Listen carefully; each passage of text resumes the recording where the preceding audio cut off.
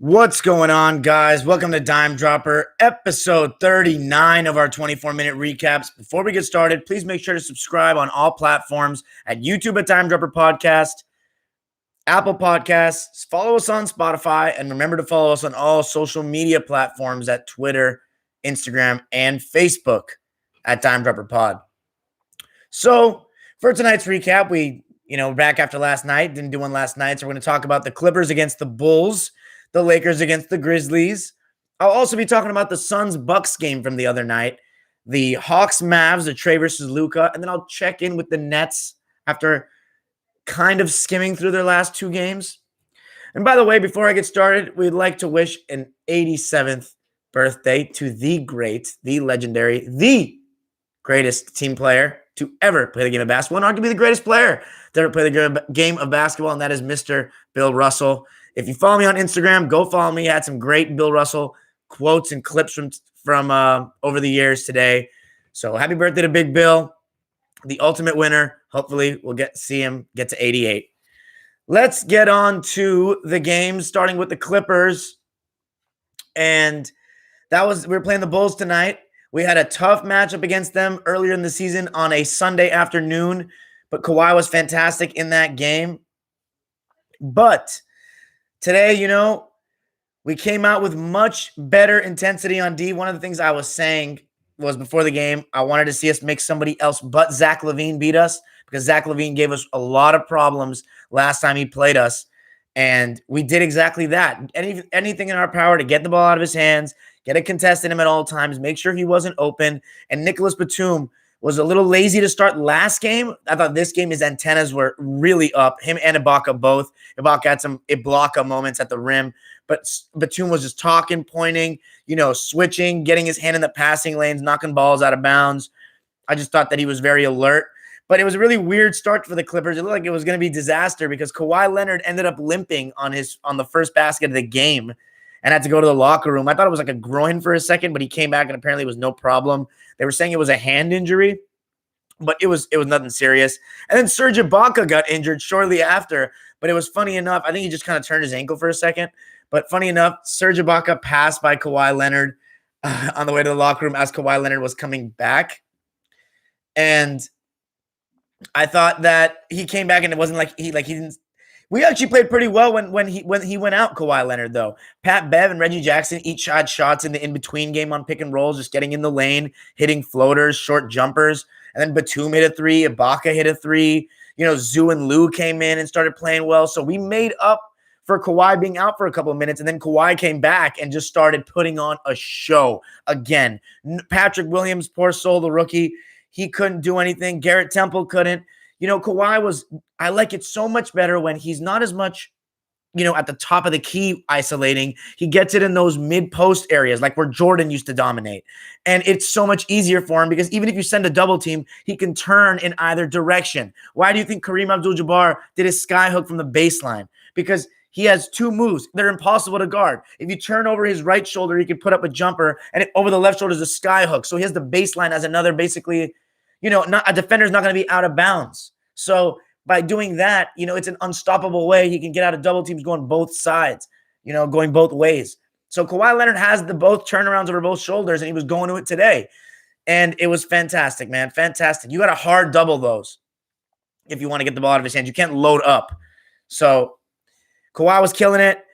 I thought that the Bulls responded fairly decently, but in the third quarter, we just kind of took him away, and it's really the Lou Williams show, I think. He was just awesome in the pick and roll, getting to the basket. I thought Satoransky was taking some really horrible angles, guarding him in the pick and roll, inviting him towards the middle. And when you're in a drop coverage with a big Lou Williams and you're giving him a lot of space to shoot, he's just going to find a way to drift left and hit that jumper. So it was exactly the same as last game, really, where Lou Williams took over the fourth quarter. Marcus Morris Sr., 4 threes in the fourth quarter, came up big for us in that regard. 20 points for Sr., 6 of 10 from the field, 6 of 8 from 3. That's 75% with 6 boards. Lou Williams, 17 points for him. I thought Zoo was better. He was, following Kawhi's shots or ball handler shots on pick and rolls and, cutting to the basket when people would drive, especially Lou. So I thought he was solid. 12 points for Zoo, 5 of 6. Luke Kennard, I still need a little more from him. He's just wavering confidence. I think he needs to be more aggressive trying to look for the ball. And we need to, I think that Ty Lue's been a little harsh on him. It seems as though the way Terrence Mann has been playing and what he gives us defensively, he's starting to get more minutes than Kennard. And I'm honestly not that opposed to that because I'm a defense guy. I see people on Twitter, some Clipper fans, saying, oh, Terrence Mann really doesn't have that offensive game. Screw a fucking offensive game. We need defenders in this NBA where nobody wants to play defense. And Terrence Mann is getting more comfortable by the game. A jump shot will develop. He still has gets to the rim. I like when he gets to the rim, and he was a big reason why Zach LaVine was limited tonight. He was getting over screens. He's putting pressure on ball handlers. You need guys that are just going to get over screens in this league, that are going to try. You know what I'm saying? And he creates offensive fouls. So when you're going hard over screens, it's easy to get called for offensive fouls as screeners. So, the refs are just getting ready to blow the whistle at any time in today's league. So I just thought that the Clippers were great. Kawhi, he was awesome, man. 33 points, 6 boards, 3 assists, 2 steals, 0 turnovers was the best part of all. 14 of 21. How about that, guys? 66% from the field. Ibaka, 9 points, 4 of 9. Reggie Jackson, 11 points. He was all right. We held Zach LaVine. Here's the funny part. Zach LaVine still got his 11 of 21, 26 points, but we didn't let him get nuclear like last time with 40. And I just thought that the Bulls are just, they're not a very good basketball team. So we did the job. I like the contributions from everybody. Terrence Mann, 7 points, by the way, 4 rebounds, just to give you some stats, 2 steals, plus 21. So I think Kawhi was my player of the game with ease. This was his second game in a row. And guys, it's so funny. I have this thing where every time I call a player out and get a little harsh with them, they play amazing. Like Andrew Wiggins in the beginning. And then Trae Young kind of bounced back a little bit, but he started to go back to his old BS. And then I can't think of anybody else, but, obviously I was really harsh about Kawhi Paul George in the offseason, obviously. But I was pretty harsh on Kawhi after the Sacramento game, but he bounced back really well in these last 2. So I think he's putting his name right back in that MVP conversation, guys. Let's look out for it. Let's move on to the Lakers, though, guys. And they played the Grizzlies tonight. For the first time, they played them with John Morant this season. The 2 games they played them in Memphis, there was no John Morant. And it looked like it was making a huge difference in the beginning. Anthony Davis was back, by the way, for the Lakers. So after missing 2 games, and it seems like he really does have a little injury with his Achilles. I still think that the Lakers are planning on and have always planned, with the exception of one back-to-back, that AD is going to sit back-to-backs. But we will see as the season progresses. But the Lakers came out really lackadaisical again for I don't know how many straight games it's been. But I was thinking to myself, and I was tweeting about it during the game, that if the Lakers continue to play like this against this Memphis team, they're not going to win the game because they're better than OKC, and the OKC team they played without Shai Gilgeous-Alexander, and the Detroit team that they played. And John Morant was doing a good job in the first quarter, getting in the lane on pick and rolls.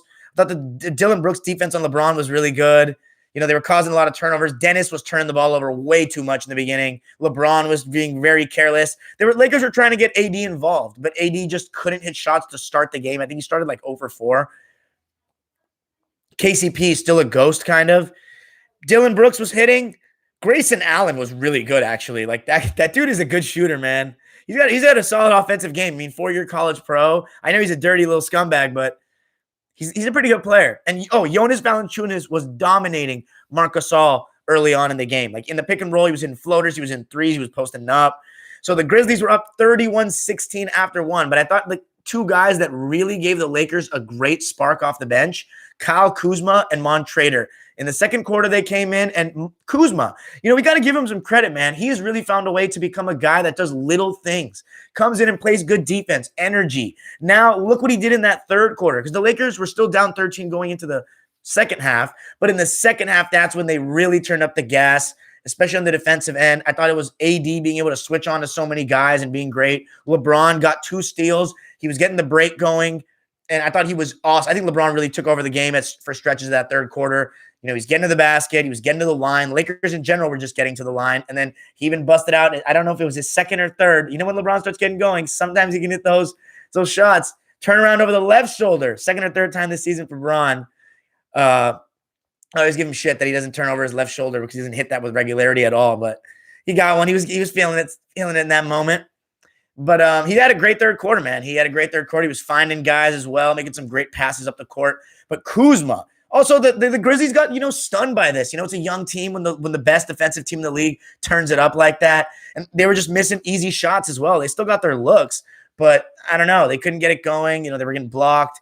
Dylan Brooks turned the ball over on an inbounds after they got scored on, which led to a Gasol three. By the way, Marc Gasol hit 2 threes in the third quarter. So that was just part of the momentum. The momentum shifted. Even though there was no crowd, you still have the momentum of the game. And it was pretty funny that LeBron was acting like there was a crowd, trying to pump up the crowd. By the way, though, LeBron had an absolute disgraceful flop, though, in this game, I must say. Just disgraceful, not selling it, a straight up just flail, oh my God, that's the role model, guys. That's the greatest to ever touch the ball to some of you guys. Lord help you guys. Lord help you. But anyway, he still played great. Anthony Davis turned it up as the game went on. He was just getting in his bag, mid-range area, not overcomplicating things, rolling to the basket, getting out, when he contested shots on the perimeter like he does. And Kuzma threw some great passes, some really good passes, some great defense, and the offensive rebounds, because the Grizzlies went to a zone. And you know what happens when you go to a zone? You're very vulnerable to zones, to offensive rebounds when you go to a zone. And Kuzma was just fighting for those. Everybody gets back and nobody goes for rebounds anymore offensively. They get back on defense these days. And even then, they still don't stop players from scoring in transition. But Kuzma was doing it on the offensive glass, and he got so many second chance points. It was crazy. It was absolutely crazy. And by the way, to somebody in the YouTube comments, I haven't seen Michael Jordan all yet, but I doubt he flopped like that. That's a comedy show. Anyway, let's talk about the lines. The Lakers got the job done, and my uncle was asking me. My uncle was asking me, what do I think of the Lakers starts? And I think that it's not a big deal, but it's only because LeBron and AD are so good they get him out of these type of situations. I don't know how that's going to be. I don't know how that's going to be against better teams, though. So we'll see. Anyway, let's read the lines. Jonas Valanciunas, 22 points, 8 boards, 5 assists. Ja Morant, 22 and 10, but in the second half, he really fizzled out. Grayson Allen, 23 points, 8 of 13, 6 of 10 from 3. Anthony Davis, 16 of 27. He was my player of the game, 35 points, 9 rebounds. LeBron, 28 points, 9 rebounds, 8 assists, 9 of 15 from the field. 5 turnovers, though. We have to give LeBron a shout-out, a milestone. LeBron James tonight became the all-time leader in turnovers. Let's all give him a hand, ladies and gentlemen. I'm only trolling this hard because, one, because it's fun to troll because LeBron fans are ridiculous, as you know. But secondly, because I remember when everybody gave Kobe a bunch of shit for the most missed shots in NBA history. So we're going to give LeBron the turnovers are much worse than missed shots, in my opinion, much worse. That was the one thing that was my pet peeve when I played basketball. It still is. I hate turnovers, man. Ugh, hate them. But anyway, it's not a big deal. The point is we shouldn't hold those against Kobe or LeBron because those are high usage turnovers. LeBron and Kobe is LeBron's going to play 20 years. Kobe played 20 years. That comes from having the ball in your hands a lot and being responsible for a lot when you lead your teams as all-time greats that you are. So it's stupid to push either narrative, in my opinion. I was just doing it to even out the score. By the way, Clipteen18, I appreciate you, dog. Thank you so much. Go Rams as well. But anyway, let's look at, so that's all the Lakers stats right there. Kuzma, 20 points and 10 rebounds. 20 and 10, 5 of them offensive rebounds. Montrader, 14 and 7, 3 assists to go along with that. Lakers on a winning streak now, 21 and 6. Let's move on to the Bucks and the Suns from the other night. And I'll tell you what, man. I'll tell you what. By the way, I don't like the LeBron Magic comparisons, just saying. Extremely different players. Anyway, Bucks and Suns. Very entertaining game for stretches. Obviously, the Suns are one of our dime dropper teams. And it started out with the Bucks with Giannis. And I really liked, once again, when we watch Giannis this season, his mentality, man, he's always guns blazing, going to the basket. And he was getting whatever he wanted. The Suns just had no matchup for him, and they seem to really want to limit the threes for the Bucks, even though they somehow, in the Bucks, were just through the first 15, 17 minutes of the game of actual 17 actual game minutes, like the first quarter plus like half the second. They were like scorching from deep, like DiVincenzo, Bryn Forbes, Middleton, like Brooke Lopez. They were like hitting tough threes. But Giannis set the tone by getting to the basket.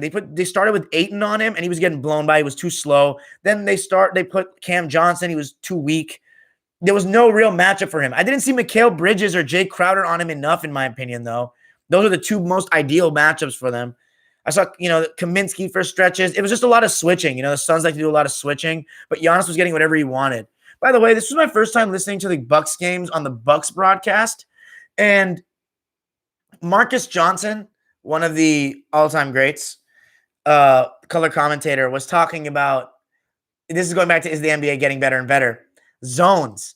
And he was talking about how the zones weren't legal, allegedly, but teams used to mask them. And Don Nelson, who was his coach, he said that he was one of the best at it, which is telling you that's Marcus Johnson telling every single young person, all you LeBron sexual Gen Z bot detractors that try to use the zone defense, illegal defense argument, that a player was told to play zone, but just do it in an indirect way, exactly like I said, and is the NBA getting better and better? So go watch that video. It is so close to 1,000 views. And you got to go watch it, because I spit the truth in that video. As you see, Marcus said it. And I also listening to the Czar Mike Fratello tonight in the Clipper commentary. I love when he does our games, because he has such a wealth of knowledge about the game. And he talked about how a Euro step, like the move that Giannis does, like a 1-2 Euro step, was illegal for a long time. So back in the day, you had to just do like a step and then, a look off and a step, show and go kind of deal. Whereas now the 2 big Euro steps is illegal. And that's why when I see all these idiots on Twitter doing the Gen Z bots, guys, we have color commentators that are literally explaining things from the history of the game to us. So why don't you get your head out of your ass for 5 minutes and listen to the people like Mike Fratello, Marcus Johnson, like Stu Lance. These people cover the game now. They don't just crap on it. It's not like Shaq, who's a casual viewer in the regular season. These guys watch all the games. They talk about the NBA now, and they talk about it back then. You just listen to them, man. Just have to say that. But anyway, the Bucks could not freaking miss. I thought the Suns' defense was awesome. I'm sorry, the Suns' offense was awesome. Their defense was that. Chris Paul and Devin Booker were really aggressive, and I like when they're aggressive. And it seemed like it was a Bucks focus to not let guys like Mikal Bridges, Cam Johnson, Frank Kaminsky to get too many open threes. So if, like, for example, Mikal Bridges only shot 3 threes the whole game. Frank Kaminsky only 4 threes the whole game. Devin Booker, 4 threes the whole game. So they wanted to keep them off the three-point line. But I love that Devin Booker and Chris Paul were taking the mid-ranges. They were getting the mid-ranges. They were taking the mid-ranges. And Chris Paul had a nice, snatch back. He came to play in this one. It was his first game after a couple of misses. And CP3, man, I love my guy CP3. What's it called? So CP3 was cooking. Devin Booker was cooking. But they couldn't get stops because the Bucks just couldn't stop making shots. But the third quarter, guys, oh my word. This was literally freaking no defense association. Like, they were not letting the guys play. Everything is a foul. How are you supposed to guard Giannis without, I guess if you can't hand check, there's no way to guard Giannis when he's just running into people. You're supposed to just guess where he goes and take a hit to the chest. This is just not protecting the defensive players. It's just such a favorable game to the offense now in the NBA, man. Giannis and LeBron can just run into people with their 270, 6'10. It's wild, man. It's wild. But yeah, no defense association, no defense allowed. But the third quarter, the end of it, the last 2 minutes is when the Suns came back, and it was just hitting threes. Jay Crowder made some huge plays. There was one where he tipped an offensive rebound out to Booker for an open 3. Then there was another one where he made the extra swing to Cam Johnson for a 3. And then I think Etuan Moore hit a 3. It was 3 threes in a row to end the quarter. So then the Suns went into it dead even. And Chris Paul went vintage in the fourth. Hit open threes. One open 3, hit a couple mid-ranges, but the Suns nearly blew the game. They went up by 6 points. Frank Kaminsky played actually, I thought, really well. He hit open 3s, good contests on guys, made some open shots. He was 4 of 10, 2 of 4 from 3, though, 14 points and 8 rebounds. And get this, 8 assists for Frank the Tank. I thought DeAndre Ayton wasn't bad either, 17 and 7. I thought his stats looked better than he actually played, though. But ultimately, the Suns were like going to blow this game, and Giannis could not be stopped. Like, I loved how aggressive he was. He couldn't be stopped, whether it was he was setting the screens or he was with the ball. I thought he was just getting the ball in better spots, but I really prefer Giannis as the screener rolling to the basket because you need to put 2 people on Giannis rolling to the basket. Single coverage when Giannis gets the ball down there, you cannot, guard him. So it was a close game, really close game. Devin Booker got to the line, made a free throw, and then Giannis had a chance to win the game, pulled up for the mid-range and missed. I'll tell you what, man. Giannis's jumper, though, that shit is broke. He was 0 for 4 from 3. I'll give you the line. By the way, great win for Phoenix, ultimately. Just a really good win. Chris Paul was the player of the game for me. I thought he was the most impressive, honestly, even though Book was great. 30 points from Book on 11 of 21 from the field. He's been doing the Suns have been doing so much better since he came back. 6 boards, 3 assists for him. Chris Paul, 28 points, 3 boards, 7 assists, 2 steals, 10 of 20, 4 of 7 from 3, 4 of 4 from the line. Mikal Bridges, 15 points, very quiet 15 points, 6 of 7 from the field and 3 of 3 from 3. And then for the Bucks, Giannis had 47 points. So that, he missed the shot, and I know Middleton was open, but ultimately that wasn't Giannis's fault. It really wasn't Giannis's fault they lost. He had an amazing game. The Bucks just can't be allowing 125 points. That's a lot. So I just wasn't looking at the game from a Bucks fan's perspective, though. So it was a tough one. Oh, also, they didn't have Drew Holiday, their best defender. So, yeah, never mind. I mean, it's not a big deal, honestly, for Milwaukee, to be fair. 47, 11, and 5. 5 assists, that is, for Giannis. And Chris Middleton, 18 points, 5 rebounds, 11 assists.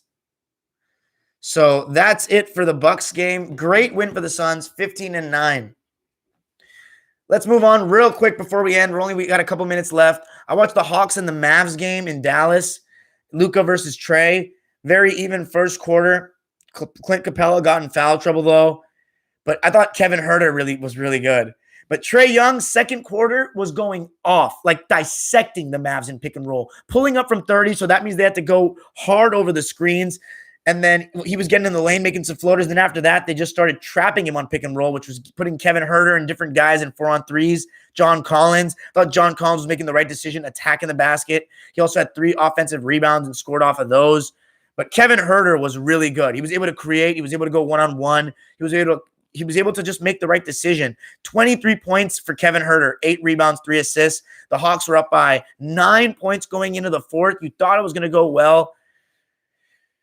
Cam Reddish was doing a really good job guarding Luka in the second quarter, too. Luka's jumper, it's just not very great. It's just not a very great jumper. It's very overrated, in my opinion. And, yeah, that was basically what was going on. And then the fourth quarter, Tim Hardaway Jr. just erupted. Just straight up erupted. Was just hitting everything. Tough threes, hand in his face, mid-range, attacking the basket. And then so it was just basically a neck-to-neck game the whole way out from then on.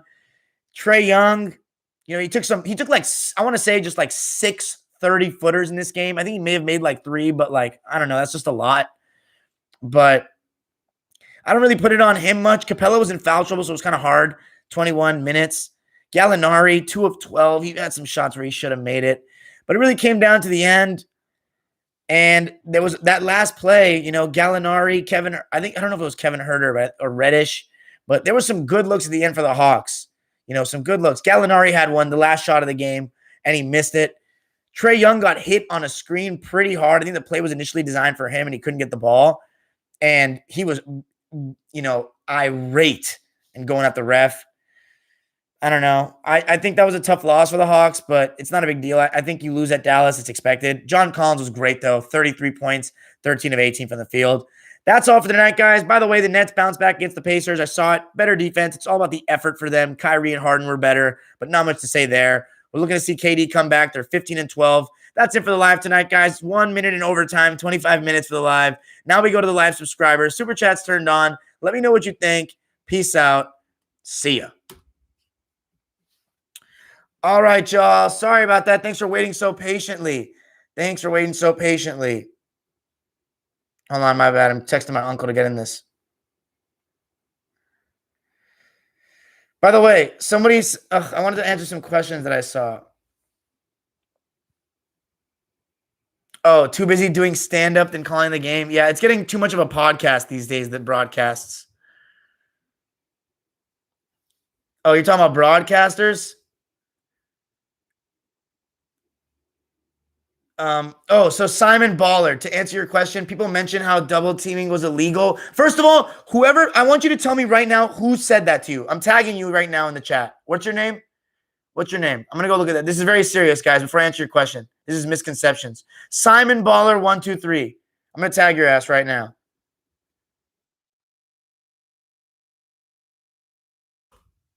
All right, listen. I want you to tell me who told you that double teams were illegal in the 90s. Because there are two people responsible for a huge misconception. Actually, three. Two, actually. There's the rigged BA, there's Dom 2K, and there's this guy that wrote this one article. I forget for what website. If I was 6 inches taller, do I think I'd be in the league? It's really hard to be in the league, but you're goddamn right. You're goddamn right. I would try to be in the. I mean, I would have taken basketball more seriously, but bro, if I was 3 inches taller, I'd be so much better, guys. Honestly, if I was 6 feet tall, I think it'd be so. I would just put in a little more time into my game. It'd be so hard to guard me because I just shoot over people better. I can't shoot over guys now. I can't get certain shots off.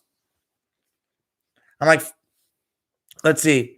No, bro, you're asleep on the Hornets commentators. Eric Collins is goated. Dude, Del Curry and Eric Collins is hilarious. Yeah.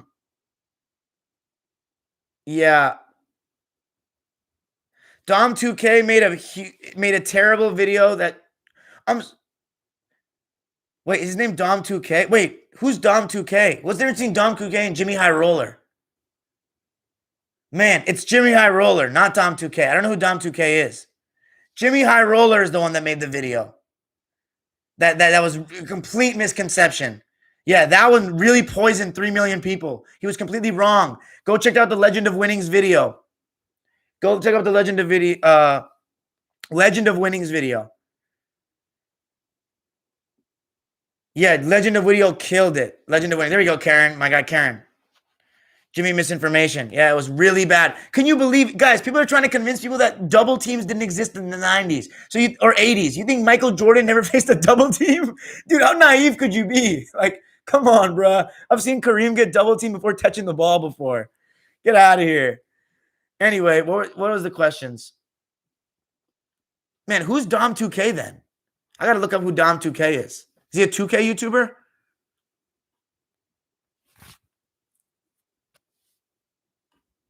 Is he just another basketball YouTuber? Taking my road test. Signal. Look over your shoulder. Don't go too fast, but don't be nervous, man. I don't know if it'd be better with Schroeder coming off the bench. I don't know. Honestly, I think you should keep it as is. Kuzma was great, man. All right, let's see. Low goated. The only thing about Legend of Winning is, oh yeah, bro, I love Ashley. She's such a cutie. Anyway, nah. Legend of Winning, the only thing I'll say about him is he's one of those guys I talked about. Is the NBA getting better and better, though, where he's really not he's really good about the 80s and on, but he has a mental block like I had with the pre-80s era.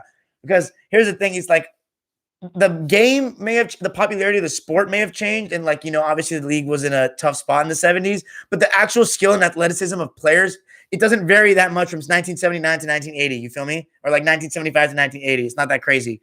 So, yeah, I mean, I still think the NBA was still really good in the 70s, especially the early 70s, man. People sleep on the 70s. Really good era, low-key, to me.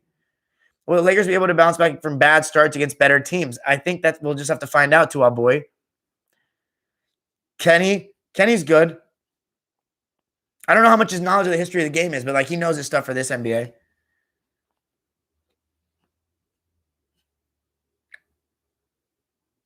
Nobody on the Clippers flops. Kawhi Leonard sells things. flails. He doesn't flop like that. He doesn't flop when you'll never find Kawhi just flopping when nobody touches him like that. Nah, it has to be at least a little bump that he exaggerates. He's not one of those. Not like LeBron. Paul George don't be even doing that either. And LeBron's done it many a time.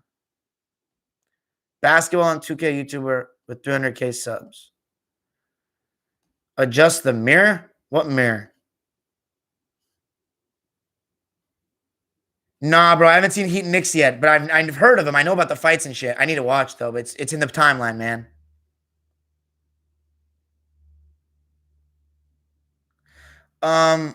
Double teams exist. You couldn't really sit in the lane on.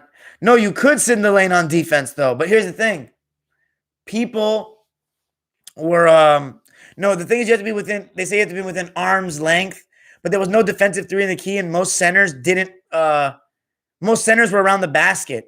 So there was no defensive 3 second value, so you could just camp in the paint. That's why there's a stupid argument. They removed defensive 3 seconds to allow zones. They had to, I think it may have been in the rule book in like the late 60s that there was no defensive 3 seconds, but I've never seen it been called. It was never called because everybody that watches the era said there was no defensive. That's why they had to re-clarify the rule and say that there was no defensive 3 second violation. More of a streamer. Okay. What's up, Danny from LA? Who do I think is the corniest Clippers page on Twitter? Oh, God. You guys are not going to like. I don't know. You guys are not going to want me calling people out on here, do you? Clipper Twitter. You know I wouldn't want me doing that. I don't want to be put on people going to tag the motherfuckers in here. I'm not trying to talk shit on people's names. I think the Jazz offensive potency is somewhat, pretty sustainable, honestly. They just have good shooters, man. Good players. Lou did play great in the fourth.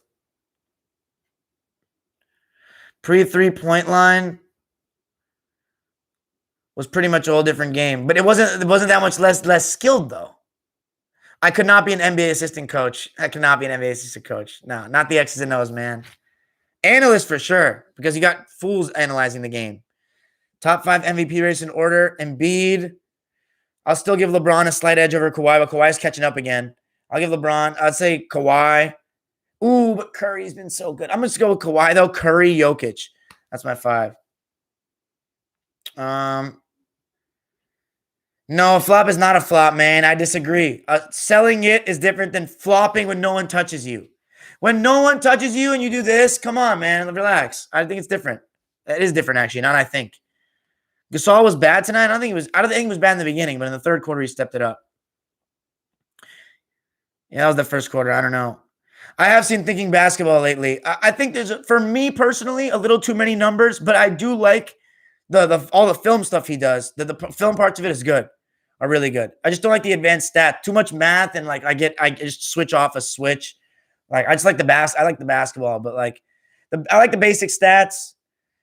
I hate advanced stats. I think a lot of them are bullshit. But obviously the ones that he's using are for all-time greats, so it makes more sense. But I do like some of the videos. I haven't seen all of them. I watched his Magic one recently. It was really good, actually. But, thank you, Clip18. I think the Lakers should keep it where it is with Schroeder. Thank you, Karen. I appreciate you. Am I saying your name right? No, I wasn't talking about the Mavericks game tonight. I was talking about the last game because the Hawks are a dime dropper team. Walk my fish. Oh, adjust the mirror. Do I think Lou Williams is our closer, and should we keep him? Dude, I've been saying trade Lou since game 3 against Dallas.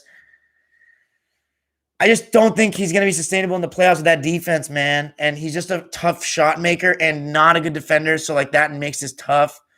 I really think that if we have the opportunity, we should, man. I'm going to stick with my guns. I'm not going to flip-flop on this. But I do think Lou Williams may be our best closer. Dime, who's my top 3 power forwards? Remember, if you're new here, I don't answer these type of questions on purpose because I'm doing the timeline. Check my pinned tweet. Facts. Giannis is like LeBron when he was in Cleveland, but LeBron was a lot better. But yes, similarities for sure. Dime, call them out. As a fan of Clipper, Twitter is pretty annoying. They're so jaded by Laker Twitter harassing them. Back in the 90s, I would average 40 a game. Worst defensive NBA era. Today's NBA, like Nets. Haha. Okay, Bilal Abbasi. Let me put it. I'll give it to you right now. They look good tonight, the Jazz. They kept Giannis control. There was a bunch of people hot from three. Jeez, they just can't stop missing, huh? Bro, any player that was like I just think that any superstar, well, any player would adapt to their league, except maybe like I don't know about the bench warmers in like the early 60s, but like other than that, like for the most part, every NBA player is like an NBA player to me. And the stars would just destroy in every era. Offensively, they destroy more in this era, and then defense would be a lot harder. But yeah, that's basically it. I mean, Magic Johnson, like, come on. He would still have to adapt a little bit. He had a weird shot, but it doesn't matter really. I don't like doing the time machine. I hate the time machine. So I'll put, there are some people's games that are extremely adaptable, but Magic was very tailored to the 80s. But however, he could still dominate anytime. But anyway, I don't think Steph Curry's better than Kawhi just because he's not as good at defense and he's 6'2". But his offensive impact is wild. All time, though, Steph for sure as of now over Kawhi. But I think, Kawhi, let's see. This year will tell me a lot about Kawhi and Steph in the playoffs. Not really Steph, to be honest. But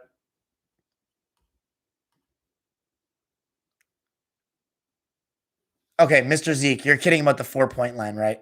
I hope that's a joke because I'd stop watching basketball. Jesus, Ingles.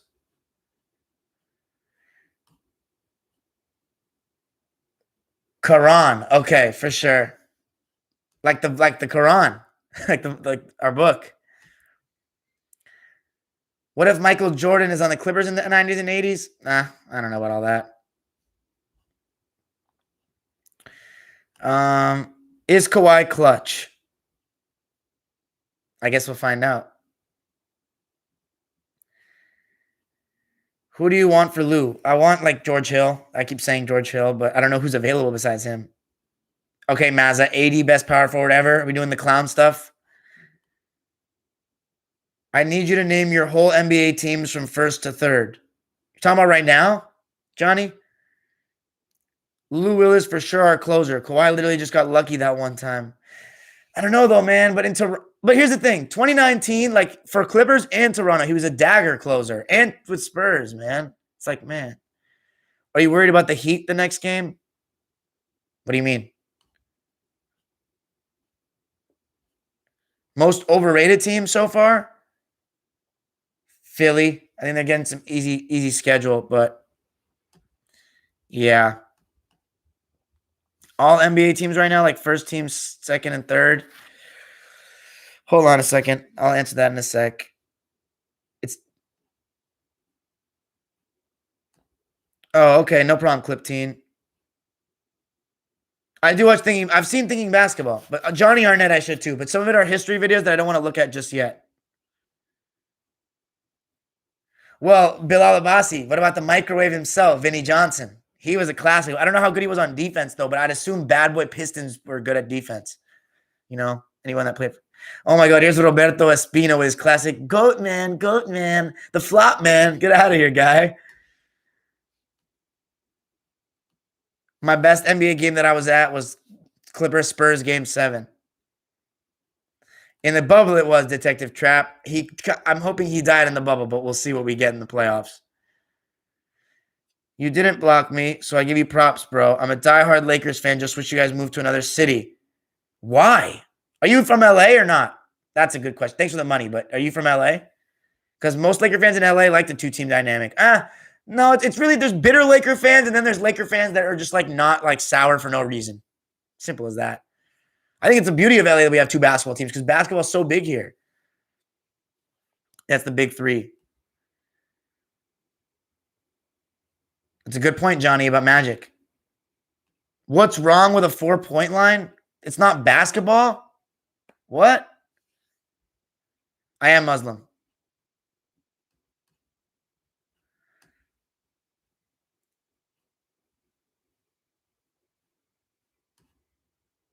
Okay, point guard, Stephen Curry for the first team. I would say It has to be two guards, right? So, like, let's go with Damian Lillard, I guess. Yeah, I'm not gonna go with Jalen Brown or Trey Young or any of those. So I'm gonna go with Dame, I guess, and then we'll go with LeBron, Kawhi, and Embiid. And then the second team, I would say Luca, Jalen Brown, Jokic.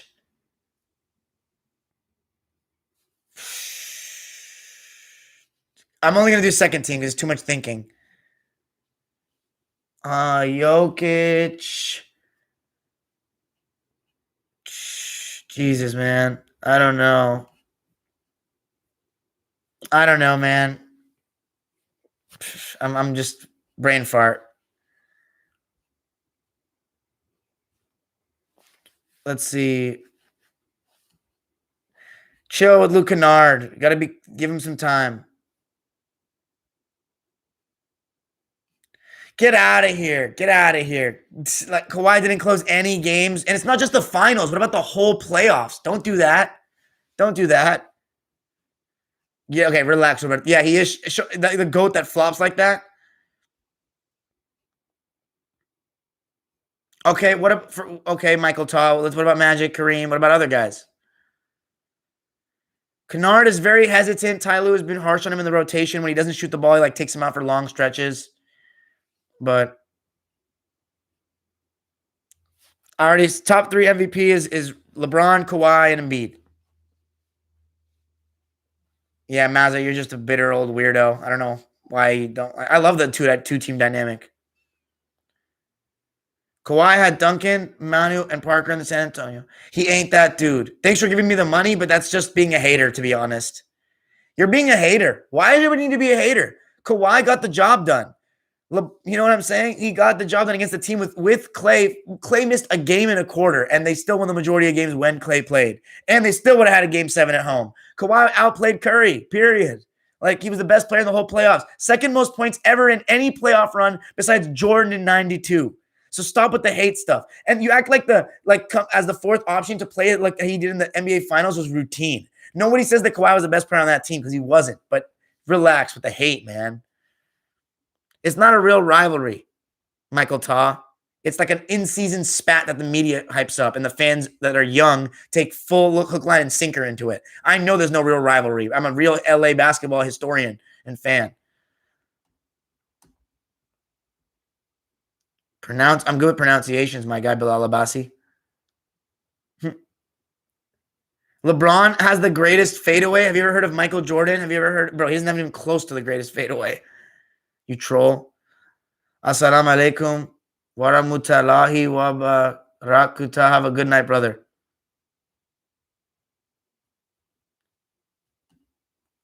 It's not that bad. It's just Twitter.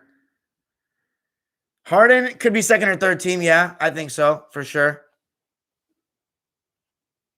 Well, I don't know who you talk to, Intel. Well, how old are you, Intel? Well, 5 years old? Because I don't know.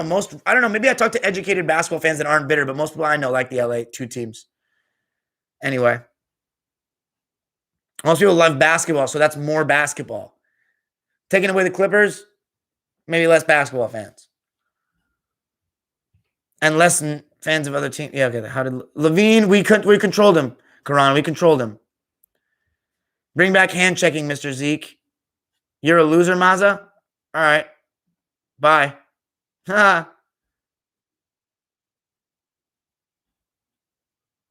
Oh, I was at Jazz Clips Game 7. It was a horrible time. I was there. Oh, Donovan. Good one, Johnny. Good one, Johnny. Donovan. That is true. Move the Cali team to Seattle and make it to the Kings because no one will be mad at it unless you live in Sac. I don't know. They have a great fan base over there, man. Giannis, yes. Giannis, second team. My bad. Brain fart there, Johnny. Kyrie, James. Those are pretty good. I'd say those are pretty good.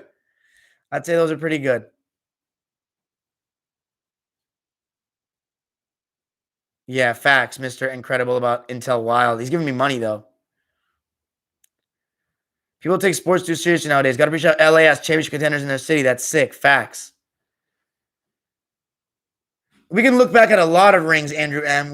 I can do a rant if you want about every single ring that's tarnished by injuries or something.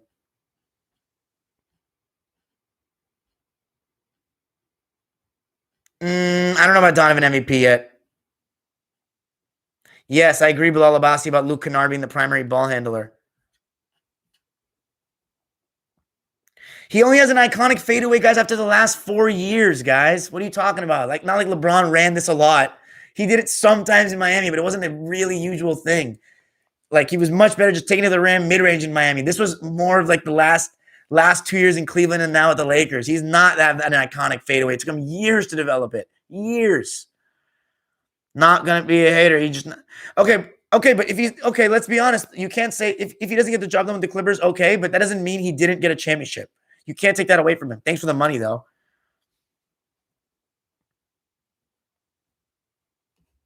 I think Jordan has the greatest fade. Curry, Clay, Embiid versus Lillard, Durant, Jokic. Ooh, I think the Lillard, Durant, Jokic team because I don't know, man. Honestly, that's tough. Kobe is not. I think Jordan is the best fadeaway.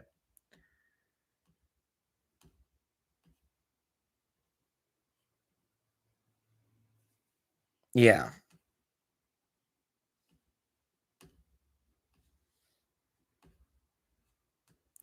Dirk fade. What kind of seats do you normally get when you attend a game, man? I mean, I've just been in nosebleeds more than often than not. I was in the nosebleeds. Regular season games that I have this whole strategy about how I stopped going to when we were like with Lob City. I stopped going to regular season games and I went to like one or two, and then save my money for all the playoff games. So like I get like one or two down low, and then the rest up top, just like quantity over quality.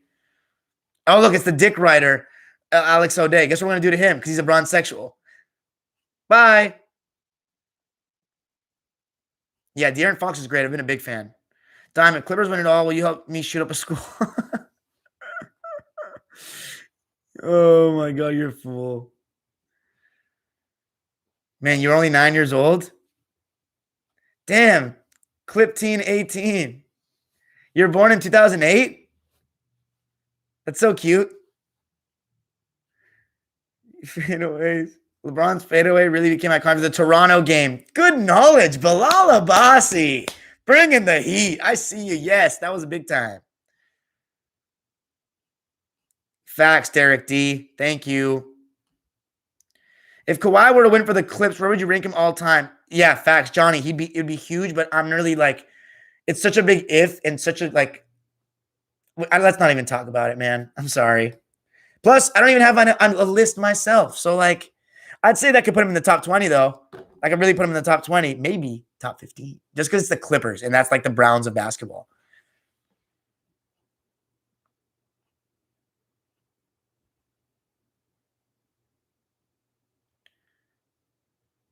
Who are you talking to, Mr. Incredible? You talking to me? You make Laker fans look bad? I'm not a Laker fan.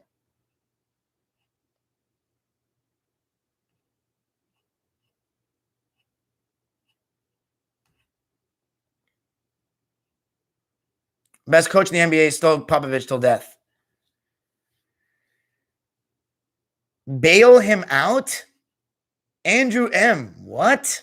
Dude, Kawhi really carried them in late games throughout that playoff run at times, man. In the finals, he obviously got, I mean, everybody gets help. He let them rock with it, though. He saw that they were having trouble guarding the pick and roll with Freddie VanVleet. They were putting Curry in that pick and roll. Like, Freddie VanVleet and Lowry, like, come on. Get out of here. What's with the hate? Raid, do you follow me on Instagram or Twitter?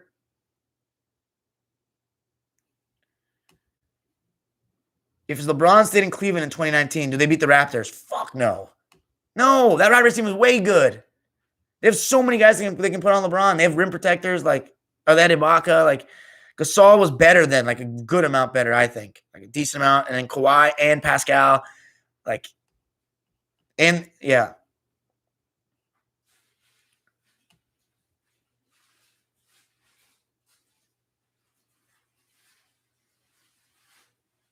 Oh, okay, Intel. Turning 13 soon? That's so funny.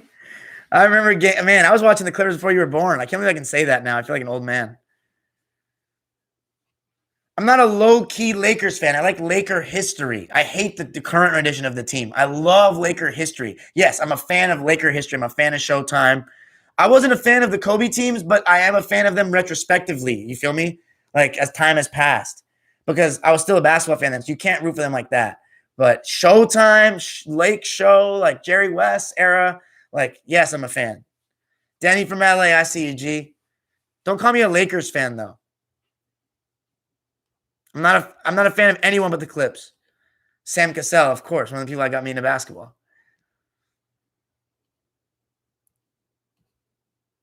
In my opinion, best coach ever. I respect it. Kawhi got carried in 2019. Yeah, you guys are sick, man. Always detracting from others. Elton Brand, no, he's a snake. So check my pinned tweet, right, and just scroll down. That's where I'm at. Corey Maggette. Oh, yeah? Roberto Espino, he got lucky that Draymond got suspended. Hashtag fraud. Get out of here. Oh, and he also got lucky that Avery Bradley got injured in 2012. No, that's stretching it. But 2016, Draymond. Oh, and how about Goran Dragic and Bam Adebayo missed a couple games in the glorified summer league? How about that? Fraud. Hashtag fraud.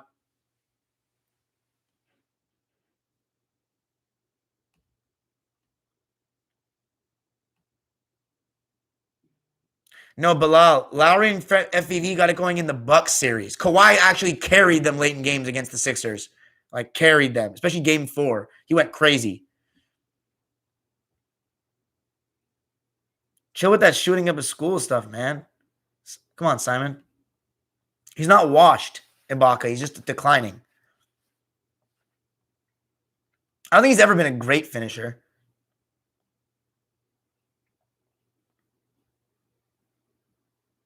I love the Dodgers and the Kings.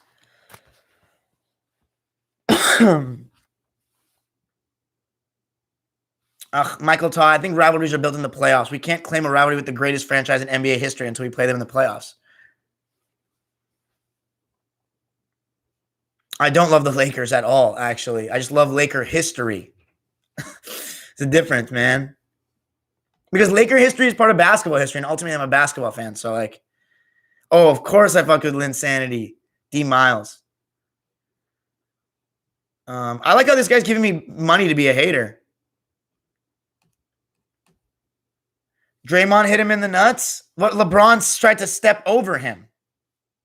So Elton Brand, he said when he was with us, he was saying that if Baron Davis signed with the Clippers, he was very likely to re-sign with us. And then Baron Davis signed with us and he just left. So, like, I thought that was a backstabbing move. 2004 Pistons. MXM. Better than 2011 Mavs.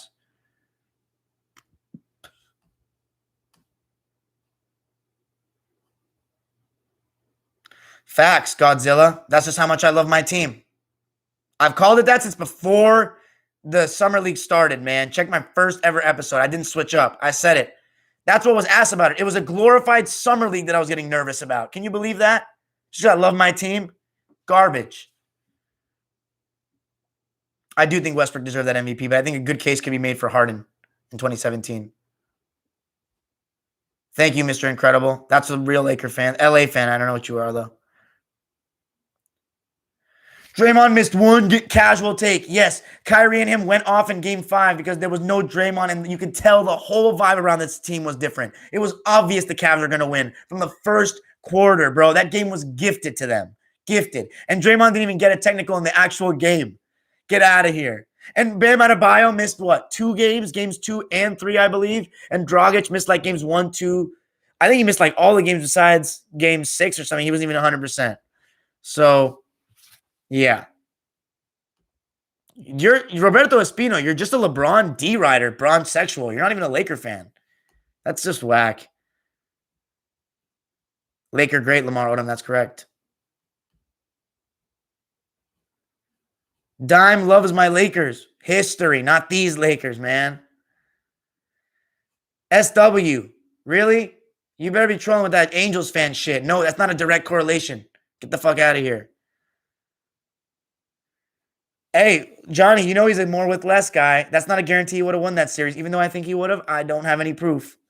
I don't have. Hey, he blew game one off his own accord. I rewatched the game. He was literally just holding the ball so much, putting everybody in a box, and he was playing great. But you know what that does? That makes players cold when it's just you and Kyrie holding the ball constantly. Even Jeff Van Gundy was saying it. And then you know what happened late in the game? LeBron fizzled out. He just fizzled. And Steph Curry started making shots because they played a team game the whole game. And it was everybody was watching LeBron. So game one, before they got injured, was on him. I watched it back. Total putting people in box. LA Galaxy, but still, though, I don't expect him to win that series. I don't count it against him. Anyway, LA Galaxy or LAFC. I kind of like LAFC because it's closer to me.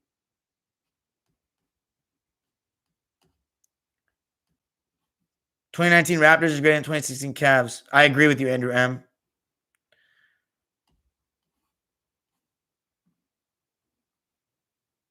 Any thoughts on Mellon going off in the fourth last night? Who? Melo. Oh, that's awesome. I love Melo.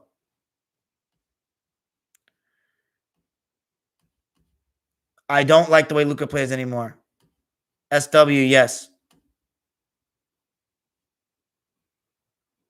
Yeah, I liked Luka in the beginning. That's not LeBron's fault they got hurt. So is it Kawhi's fault they got hurt? Look at you guys are so inconsistent with your logic. Stupid asses. No, I don't think the Heat would have beat the Lakers. I think they would have gone to 7. Yeah, LeBron's also known to be an emotional bitch too, Johnny Cabede. If Draymond is, so is LeBron.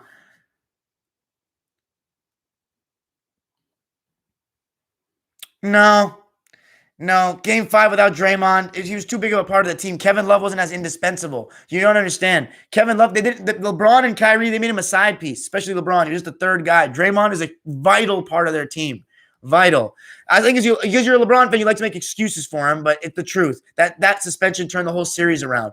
I don't care what he did. If you're the league, you don't suspend a player and alter the course of finals. But the point is because it was great that it happened. It was a great storyline. We got the 3-1 comeback. LeBron's legacy was changed. LeBron did something great, greatest comeback in NBA history to many. But that suspension changed everything. The momentum was completely not in the Cavs. Was the Warriors in the Warriors' favor. If you expect them to win without Draymond, I think you're asking a lot of them. So anyway, I watched a little bit of the Blazers versus Sixers. I agree with the 2015. No, but he would have. That's a hypothetical that you're making. That's the same hypothetical that I'm making. So you LeBron fans love it one way or the other.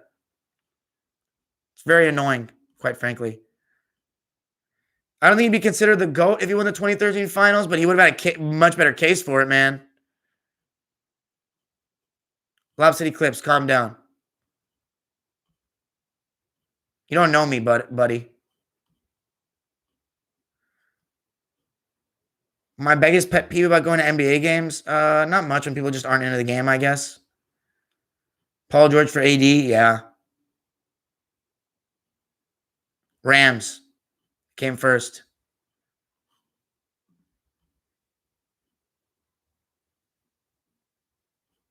Do you think using finals records to compare players is dumb? If you're solely using final records, it's dumb. But it is a relevant thing. But yeah. If you're only using like Jordan's better because he has 6-0 and LeBron was 4-6, nah, that's bullshit. Totally bullshit.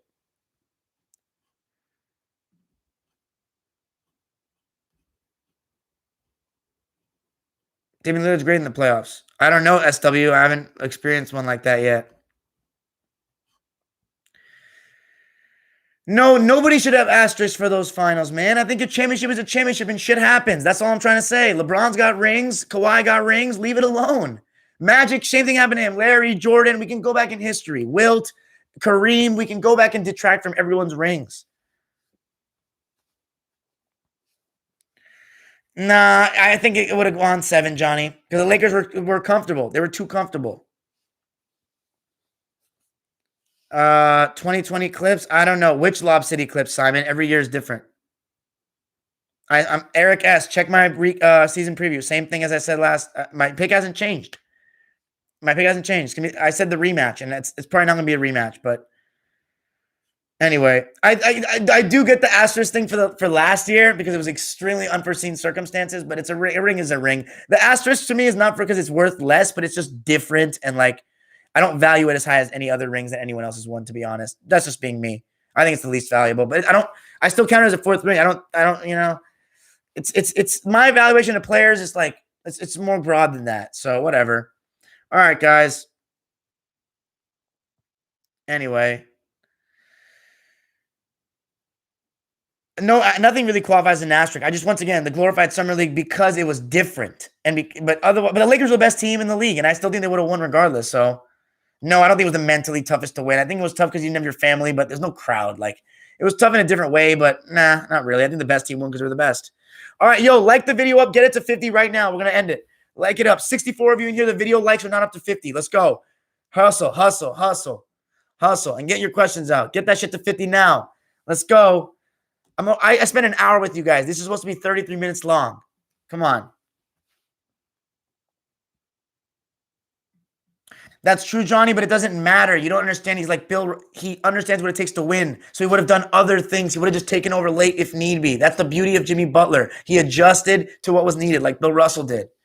I already had dinner, G. Let's go. We're almost at 50.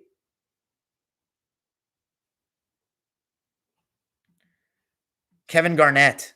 Definitely. More hungry. AD's comfortable. Lazy. Doesn't post up little dudes enough. If you have people here in live chat, who do you want on a podcast list? Definitely Gab Story, my historian. No question about it. Any player that I wish signed with the Clippers? Not really. Not really. I can't think of him off right now. I need to watch more Dennis Rodman. All right. There we go. All right. Peace, guys. Michael Jordan's trash talk. All right. Peace, guys.